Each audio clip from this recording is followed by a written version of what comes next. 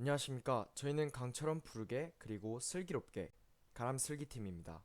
먼저 저희 발표 목차를 설명드리도록 하겠습니다.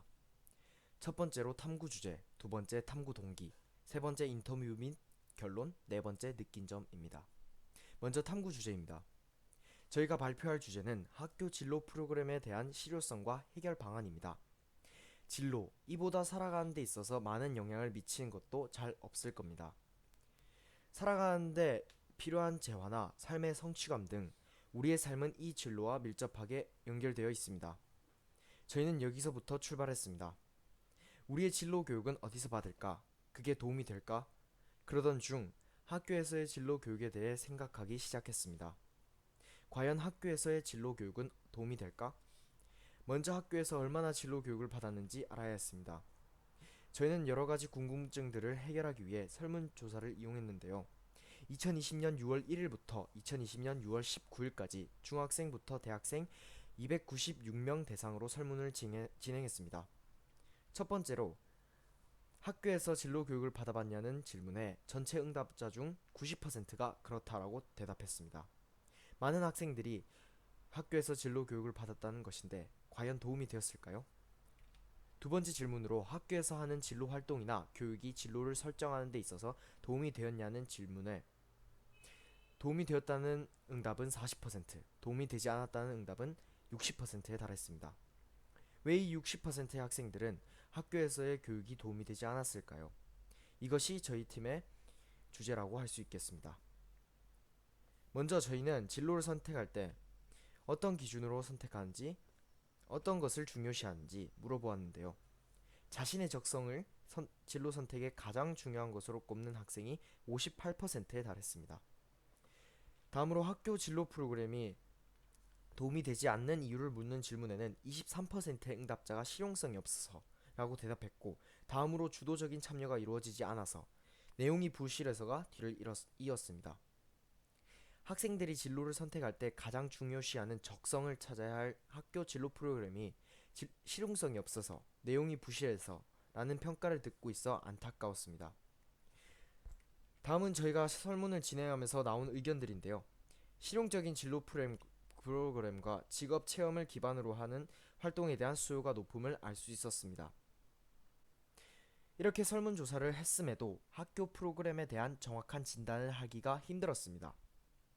저희가 생각하고 있던 것은 문제점을 찾고 이에 대해 학생들에게 맞는 진로 프로그램을 설계하는 것이 목적이었는데, 학교에서 어떤 진로 프로그램을 실시하는지 정확히 모르고 있고 또 이에 대한 문제점을 설문조사로 밝히기에는 부족하다는 생각이 들었기 때문입니다.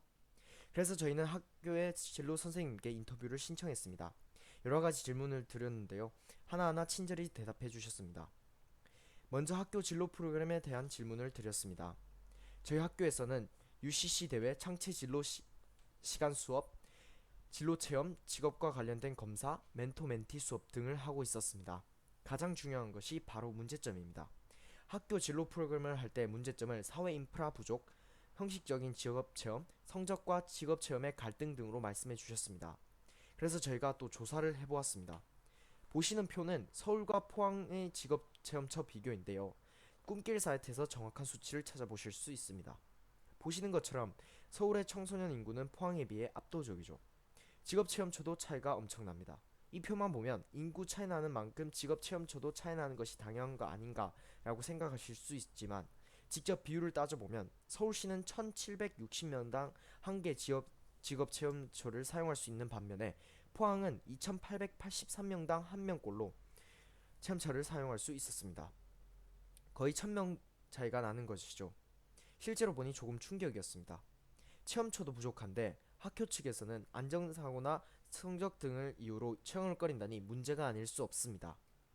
저희가 조사한 설문 중 진로 프로그램이 생긴다면 어떤 기능이 있었으면 좋겠냐는 질문에 무려 123명이 직업체험을 선택했거든요.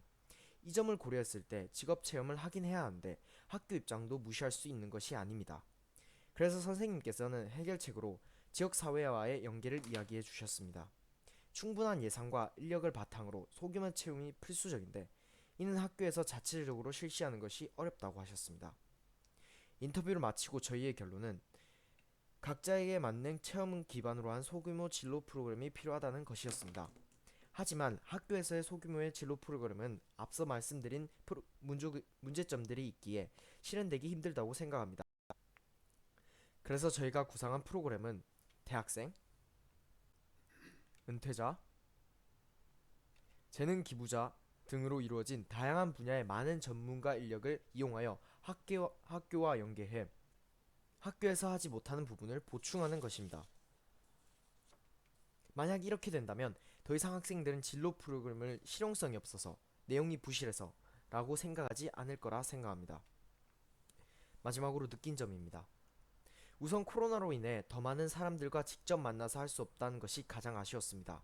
인터뷰도 저희 학교 선생님뿐 아니라 다른 학교 선생님, 학생들을 포괄적으로 하고자 했으나 아쉽게도 하지 못했습니다.